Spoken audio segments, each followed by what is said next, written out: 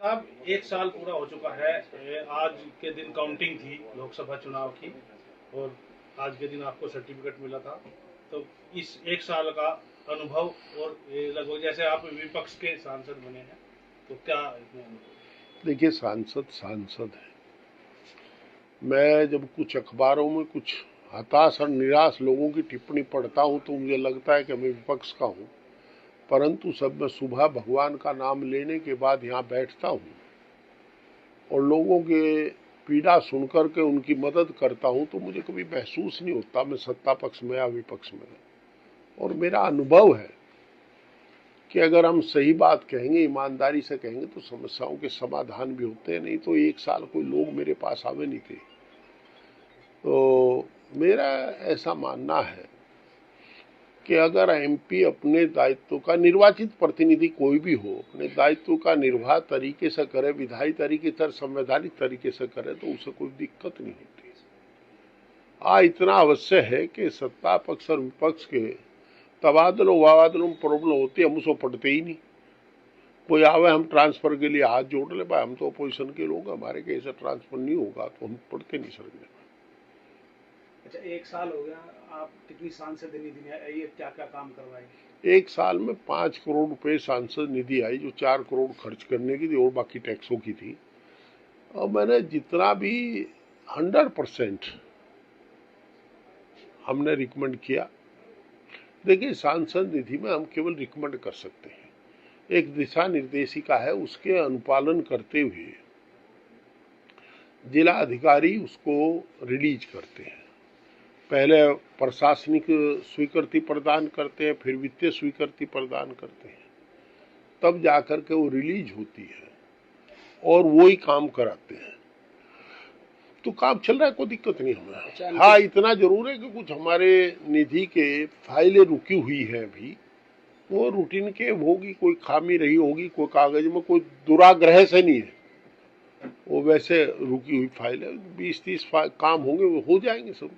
एक साल में बड़ा काम क्या करवाया? सबसे बड़ा काम ये है कि मैं अपने उन समर्थकों का, जिनके कंधे पर बैठ करके मैंने राजनीति की, जिनकी उंगली पकड़ करके राजनीति में चला हूं, जो कंधे से कंधा मिला करके मेरे साथ रहे, वो गरीब लोग जिन्होंने संगीनों के साए में मेरी वोट डाली, उनका विश्वास जीत पाया हूं, उनका मन जीत पाया, उनके सम्मान की रक्षा कर पाया हूं। ये मेरे लिए सबसे बड़ा काम है। मेरा समर्थक चाहे पत्थर तोड़ता हो, चाहे रिक्शा चलाता हो, चाहे ईख में छोलता हो, चाहे ईख खोदता हो, चाहे कामगार हो, चाहे कलमगार हो, चाहे छठवा दुकानदार है, वो ये समझता है कि हरिंदर मलिकनी एमपी मैं हूं। वो जब चाहता है मुझे जब पकड़ लेता है, ऐसी उसकी संतुष्टि मेरा लिए सबसे सुखद बात है। अच्छा, एक साल हो गया आपके, और विपक्षी के जो पूर्व सांसद है वो कह रहे कि कहने लगे एक ईंट भी नहीं लगाई एक साल में अब तक। ये हो सकता है कोई विशेष ईंट हो जो हमने ना लगाई हो। और देखिए, मुझे सर्टिफिकेट चाहिए जनता का, विश्वास चाहिए जनता का, अपने नेता का। मुझे और किसी के विश्वास की जरूरत नहीं। जो हताश और निराश लोग हैं वो इस तरह की बात किया करते हैं। चरथावल के चौड़ीकरण को लेकर भी उन्होंने आरोप लगाए। क्या आरोप लगाए? कि कुछ नहीं कर पाए एक साल में, मैंने चौड़ीकरण के वो करवा दिया। मैं इंजीनियर हूं। देखिए, मैं रेडियो झूठिस्तान नहीं हूं, और आदरणीय महानुभव क्या कहते हैं क्या नहीं कहते, इसकी कोई मेरी रेस्पॉन्सिबिलिटी नहीं। परंतु मैं किसी सरकारी काम में हस्तक्षेप नहीं करता। जो कार्य है वो अपने हिसाब से चल रहे हैं। जो सैंक्शन हुई, जिनके टेंडर हुए, जिनका फंड रिलीज हुआ, वो काम कभी नहीं रुकते, वो काम चल रहे हैं, काम होंगे। और जैसा आप बता रहे हैं, उन्होंने भ्रष्टाचार की बात भी कही, कानून व्यवस्था की बात भी कही। आप जानते हैं ये काम किसी सांसद के अधीन नहीं होता, यह आदरणीय मुख्यमंत्री का, सरकार का काम है। ये जग जाहिर है, पहले से कहावत आ जा कि भाई ठाडे के सामने जो बोल नहीं सकता वो हारे की डब्बू चले है। और कभी कभी रुई के गबगालते में कपास खा जा, कपास गले फंस जा करे। ये राज भारतीय जनता पार्टी का है, राज आदरणीय योगी आदित्यनाथ जी का है। अगर शासन अच्छा है तो हम ये कह सकते हैं कि हम उन्हें सचेत कर रहे हैं इसलिए अच्छा है, और शासन बुरा है तो हम तो उन्हें कहेंगे इनका बुरा है, हमारा कहाँ बुरा है। अगर वो साहस करें, वो आदमी ठीक नहीं लगता मुझे जो खुर खोद रहा, क्या कर रहा, लड़ूंगा और डाइपोर क्यों बांध रहा, छेरे लग रहे। भाई जो अगर सरकार की बुराई करनी तो सूद करो ना कि योगी जी के राज में कानून व्यवस्था खराब होगी, योगी जी के राज में भ्रष्टाचार बढ़ गया। मेरा क्या राज है? जिसने कहा, मुझे नहीं पता किसने कहा, जिसने कहा वो आदमी दिखाने में अपने आप को बहादुर समझता होगा और वैसे अंदर से कमजोर होगा आदमी, जो सीधा हमला ना करके मेरे के ढबकू कर रहा है कि भाई जब से सांसद बने हैं।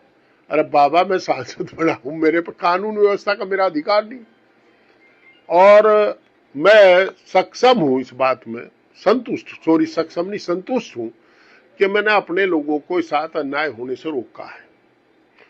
और देखिए जो मैंने उस समय कहा था कि आम आदमी का सम्मान बहाल करेंगे, हमने सम्मान बहाल किया है। आदमी आखिरी सवाल, पानीपत से बिल्डर द्वारा किसानों की हत्या करने का मामला सामने आया, किस तरह देखते हैं? मेरी जानकारी नहीं भाई, वैसे सरकार तो किसानों को मारती रही है। इस सरकार ने किसान को बाजार में मारा है, इस सरकार ने किसान को दिल्ली की दहलीज पे मारा है, इस सरकार ने किसान को लखीमपुर खीरी में मारा है।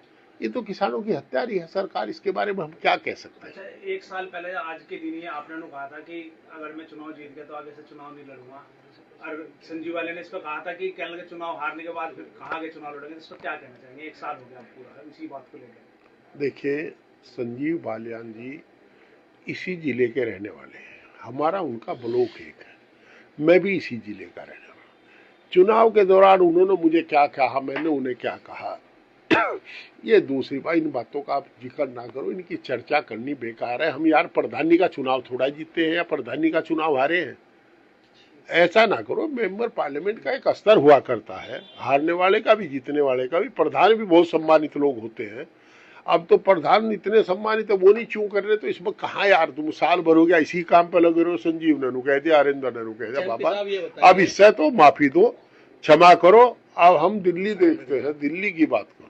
एक साल पूरा हो चुका, गांव की खेत खलियान की बात करो, छोटे दुकानदार की बात करो, कामगार कलमगार की बात करो, मजदूर के पसीने की बात करो। आप पूछे कि मजदूर को मजदूरी क्यों नहीं मिल रही शुगर मिल में, आप पूछे किसान को एमएसपी गारंटी क्यों नहीं मिल रही, आप पूछे कि दुकानदार को जीएसटी वाले क्यों परेशान कर रहे हैं, आप पूछे कि लोगों को जात और जमात पूछ करके लिबास देख करके क्यों पैर में गोली मारी जाती है, तो अच्छा लगेगा हमें। अब आप बार बार ये संजीव बालियान जी ने कह दिया, हरिंदर ने कह दिया, भाई अब इससे आगे चलिए।